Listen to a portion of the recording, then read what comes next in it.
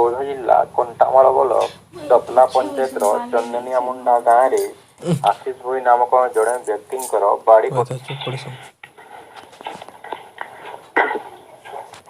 ବୌଦ୍ଧ ଜିଲ୍ଲା କଣ୍ଟାମାଳ ବ୍ଲକ ଦପଲା ପଞ୍ଚାୟତର ଚନ୍ଦନିଆମୁଣ୍ଡା ଗାଁରେ ଆଶିଷ ଭୋଇ ନାମକ ଜଣେ ବ୍ୟକ୍ତିଙ୍କର ବାଡ଼ି ପଟେ କାଠଗଦା ଉପରେ ଏକ ଅଜଗର ସାପ ବାହାରିଛି। ସାପଟିର ଲମ୍ବ 7 ଫୁଟ ହେବ ବୋଲି ଜଣାପଡ଼ିଛି। ସାପଟିକୁ ଦେଖିବାକୁ ଏବେ ଗାଁରେ ଲୋକଙ୍କ ଭିଡ଼ ଜମି ରହିଛି। ଏ ନେଇ ବନ ବିଭାଗକୁ ଖବର ଦେଇଥିଲେ ମଧ୍ୟ ବନ ବିଭାଗର କୌଣସି କର୍ମଚାରୀ ଏପର୍ଯ୍ୟନ୍ତ ଗାଁରେ ପହଞ୍ଚି ନଥିବା ଗ୍ରାମବାସୀ କହିଛନ୍ତି। ତେବେ ସାପଟିକୁ ସୁରକ୍ଷିତ ଉଦ୍ଧାର କରି ଜଙ୍ଗଲରେ ଛାଡ଼ିବାକୁ ଗ୍ରାମବାସୀ ଦାବି କରିଛନ୍ତି।